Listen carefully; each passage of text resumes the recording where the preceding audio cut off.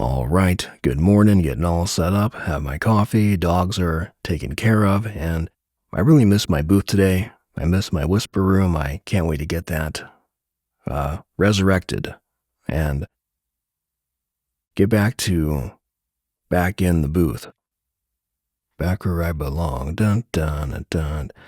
And this is the U87AI in a big loud room, and I typically don't like to use this mic in a room like this, but I missed it.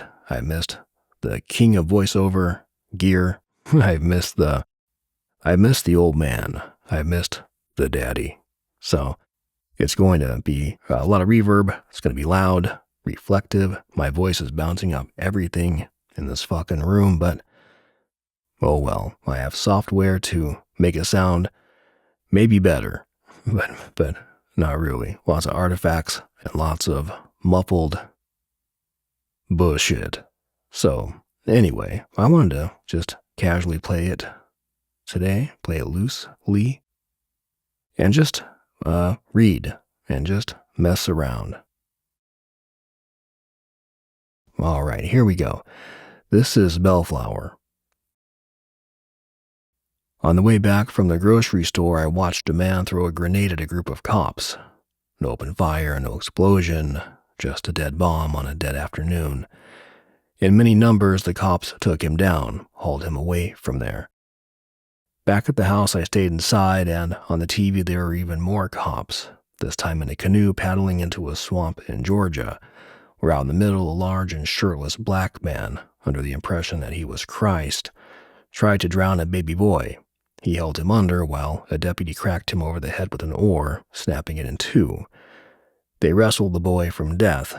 One of the pigs appeared to be crying, but I couldn't buy it, so the tube went off and I sat back on the couch, while the ghost of my mother sat behind me. Sad, sorry, disappointed, I can still hear her. You were supposed to be something. I know that I was younger when I wrote that because I called the cops pigs. I think if I wrote that now, I wouldn't. I've met a few in my older age, and they're all right. Most of them are all right. They're just doing their job.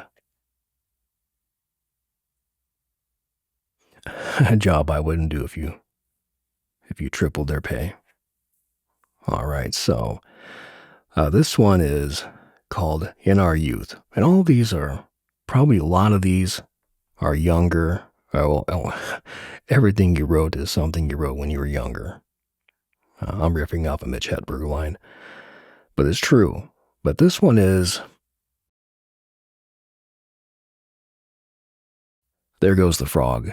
Davy Jones' Locker, motherfucker. I hate that. I get that in my throat when I first start to read. I typically don't like to read this early. I want to wake up about an hour and a half and let the voice settle, let all the weird gurgles and bullshit go away. But when in Rome, I have to record early before the fucking jets fly around, or my buddy gets up and starts grunting and making his old fucking man noises, so that I can hear really well with this, and especially with this. So no hate, just fed up. So here I go eastward. It's long overdue. Okay, here we go. Okay, this one's been published in a few places.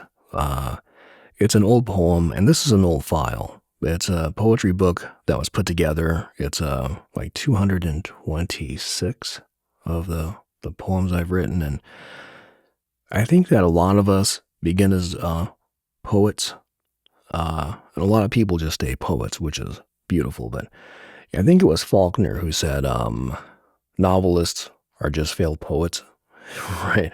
Which is utter bullshit. I love Faulkner, but you can get lost in him pretty easily, but that is complete bullshit. I can think of a few that were good across the board. I mean, he's right on one level where I get what he meant. It's a very beautiful statement. Once you, clear past what it might mean to you, it's a beautiful, beautiful sentiment. But at the same time, largely untrue.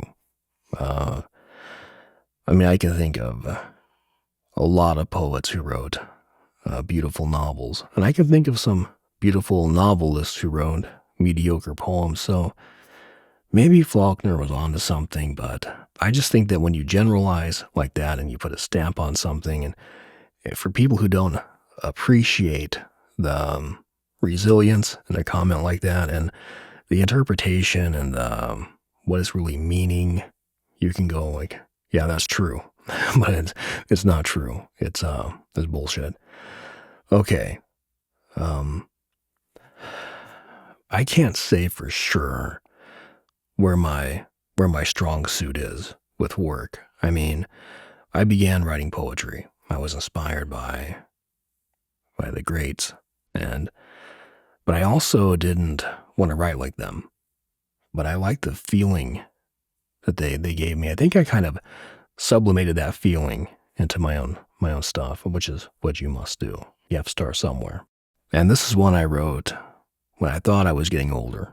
But, you always do until you really are. Okay. In our youth, we were lemmings against the sun. The birch trees lapped and the water held wonder. Green shades covered our hair from the teeth of age, and the captains waved from cloud-scorched horizons, and the wood of the pier was fresh, the dust clean and cool. The girls were beautiful and bright and loving, our tan-sculpted bodies locked together free of charge, and money was optional, and mourning was optional, dying a distant joke. Our skin pure and uncombed by addiction, our stomachs a warm orange, our heart an easy power. Life was a theater of experience, and the music smiled, and the sky told truth, and all of our hands showed promise.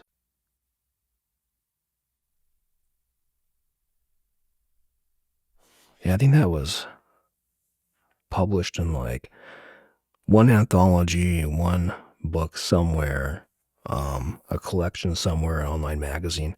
You never know. I mean, I wasn't really crazy about it, but you never know what someone else might think. My favorite book I ever wrote is everybody else's least favorite. So, and then my first one seems to be everyone's favorite, but it's interesting. So you never quite know. I like that poem. I just didn't think it was my best. Then again, what is your best? What is really your best? Like, you think about that. Like, what is your best piece of work? It's how you feel when you do it. And I mean, yeah, time can tell how good something is, but I don't know. And this is the best because it really never is. When you put a ceiling on something, it gets harder to, I don't know what I'm trying to say. I do, but fuck it. This one's called Fall. Red ice cream, thorn shadow, cancers, sunlight, stone. We are this and more. The sun shines through the leaves and streaks the wood from where we sit, warm and waiting. Oddly enough, I remember writing that. I was in St. Paul, Minnesota, that wretched, godforsaken landscape. No, I'm just joking. It was beautiful when I wrote that. I remember I used to smoke, and I was having a cigarette, and I was at this, where the fuck was I? I was in this I think I was in the back of my old boss's house. He had a big wooden picnic table, and it was a beautiful day with like the leaves and the sunlight behind it. And the leaves were like x-rays of leaves, and it was just you could see like the spine, the fingers. It was just there was something really good about that moment. I'm trying to remember why I was outside writing. I mean, I was 29, 28 maybe, and so I was beyond, I had quit journaling, at least, like in public, and I'm trying to think. I mean, I filled tablets when I was a kid. I just front to back. I mean, sometimes on the corners and shit because I ran out and I had to get it out of my brain, but I must have been writing something down for work. Must have been writing down directions or something because this is before I had a cell phone. This is way before GPS. So, let's see. So I just probably just jotted that down really fast and typed it out later. But I remember that moment, is my point. That's all I had to say. I remember that. Okay. So next poem. This is called poem number 6. I want to go to bed knowing I've written 6 of them, knowing 6 is better than 5. No need to worry if they are good. After 30 years of doing it, they had fucking better be good. Good, hard, driven, precise. No exception. Yeah. I mean, some of these are, some of these now read like a young man wrote them. And so there are some contemporaries in here. There are some that I wrote that are within the last couple of years, but a lot of these are just like from my late 20s.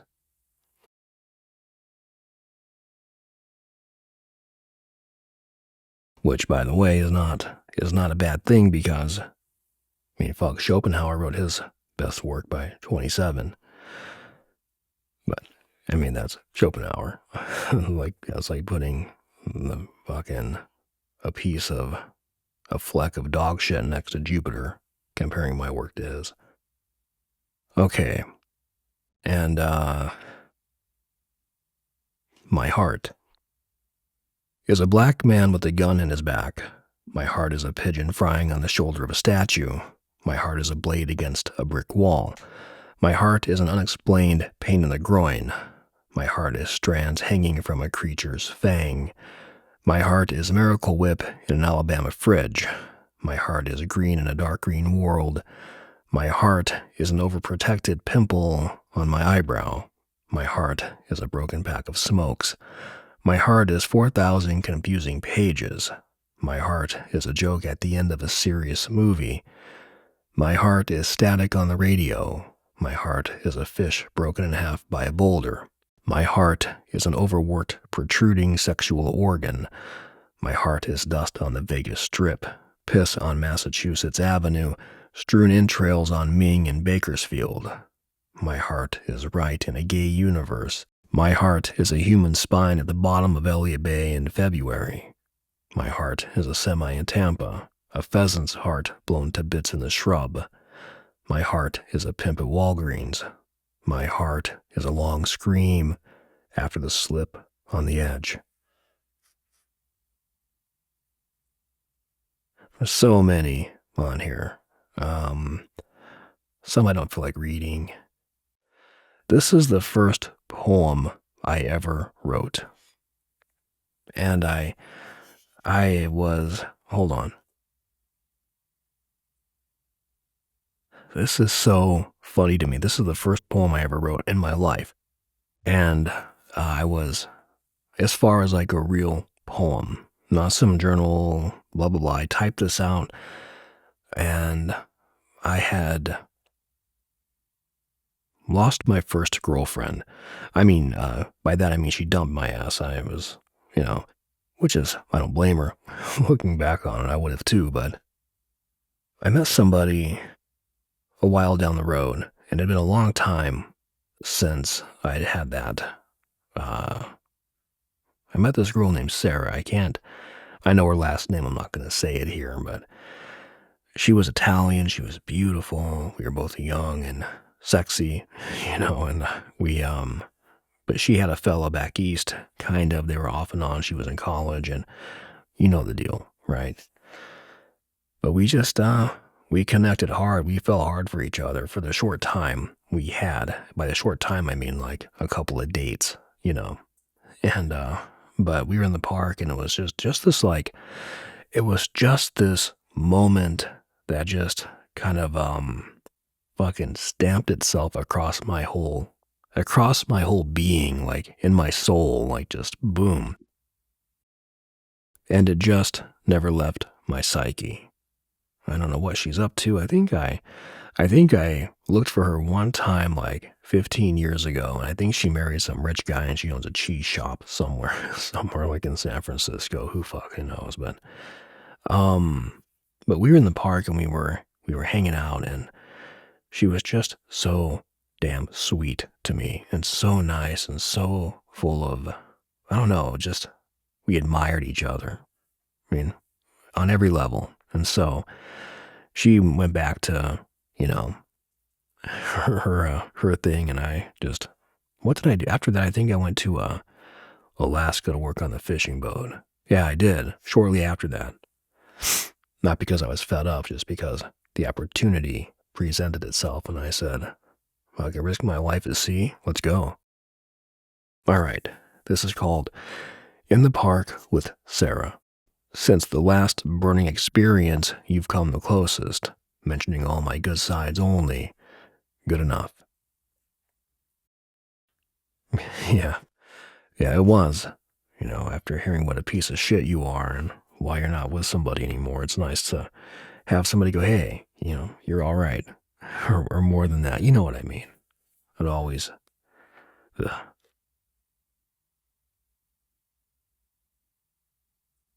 I wrote this one when I was really young. They don't know you.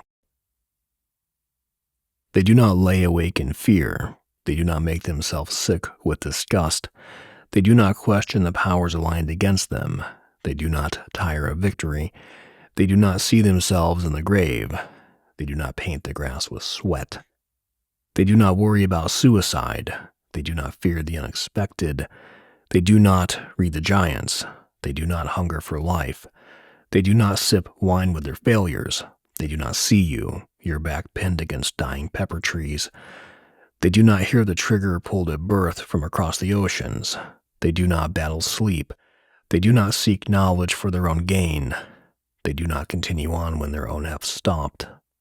They do not know you or have faith in you. They cannot see you.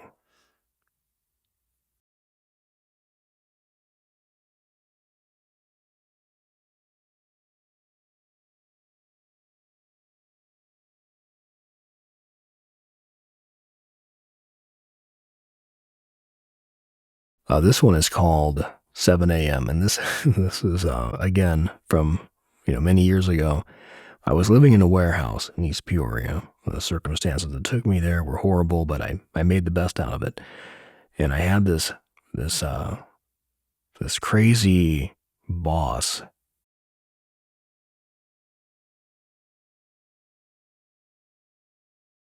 He looked like a big, fat, white-haired Grizzly Adams. He had a really cool voice too. He was like, "Oh, hey boy, morning." And I was like, "Oh, this guy's awesome." But he was also a piece of shit, and but when I wasn't working with him, I found work through people he knew. It was just like construction and bullshit. But this work truck came to get me, and I'm not really much of a like a party animal, as they said in the '80s. I'm kind of low key, but I went through a phase where I was drinking, and I got really, really fucking just, yeah, I was fucked. And so I had to get up and work. And so I was outside waiting for the work truck, and I was like, I was suicidal. I was like, fuck this. But I had to do it. My dog had to eat, and I had to buy typing paper. So, you want to dance? Pay the fiddler. Oh, and I pay the fiddler that day. This was, yeah, I did. Anyway, this is 7 a.m. Outside, bright, freezing, hungover, fighting the acids in my throat, steam rising off my forehead, waiting on the work truck so I can roll off to hell for 9 hours. No way out of it. I look around at the frost. I see a frog banging dope under my car. I see a deer breakdancing on the rotted riverbed, while I feel my stomach turning, my cells hardening. To my right, a flower is puking. To my left, an old man waves from his lawn. "Fine day," he cheers. "Fine day." "It sure is," I say, and he goes back inside. I can feel the pot and booze battling all over inside of me, and I think back to where I may have slipped up and lost it. Maybe last year, maybe a lot earlier. I hear the wheels rolling across the gravel behind me. I don't need to look. So, let's see what else. Pornography. A picture of a woman hangs in my mind. She has no particular face, no bones, no paint, just this feeling. Still does. Let's see. Something sick is inside of me. Something that will not come out and face off, square itself up, knuckle to knuckle with me. Been with me forever, gets me fired, disrespects the order of the ordinary. Something sick inside of me won't let me love or hate, but provides me with plenty of fear. Something sick inside of me can't let me live or die fully, but strings me along like a half torso. Yeah, it's funny because, surely it can't be my fault. Back then, it had to be the world's fault. Looking back on this, though, I still agree with this. It wasn't really about skirting responsibility for me. It was about just when you're born inadequate, was something inadequate, and I don't mean that in a bad way. I mean that in a good way. I was lucky. And the fact that I reflect upon that in that way makes me mad at myself that I'm getting old, I was skirting responsibility. Fuck that old thought. Fucking old man. Fuck you. Okay, I'll do this last one. A benefit to labor. In contrast with the eagle, the hawk, the lion, in 3 days I have worked 50 hours out in the sun. Now I sit here, a small bar in Oregon, tortured by karaoke, tortured by men alive and past. Drove 3 hours to watch her work, to be near her energy. I am a fucking fool. But in the south, magnolias twist in the summer wind, bending, touching ground, and under the gulf, the fish turn over in agony, and upon their hearts I am tired and stiff. A picture of me on the stool hangs from their fish hearts. Me above the floor, tired and drunk and destroyed. Lines carved in my skin, the fat teeth of the past opening upon my shoulders, the job sites, the pages scattered around the back of my truck, my mother in her grave, my father's leather dying skin sitting upon my elbows. Goddamn, there is nothing left. Jack and Coke, Jaeger and shots, hands twisted, swollen, and hardened with money. In contrast with the eagle, with Alyosha, with Bandini and Hank and Vonnegut's lungs, laid to rest with the dust and the damned, a chaotic entrance into stagnancy, the drain of the hours, the screams of poor men failing, a perfect hand dripping sweat onto eternity. In contrast with the hawk, the lion hawk crying, 30 years of life all at once in a glass. 30 years of life contrasts with the blood of time, the bar lined with bleeding, defeated faces. I bleed with them, with the dead, with the grief, and the smoke of old laughter.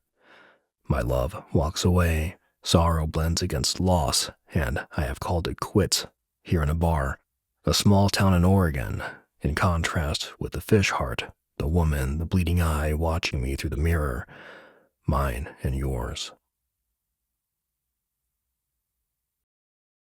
So that's it. I just wanted to get my read in before I break things down and get on with it. So thank you for being here and listening, and as always, take good care.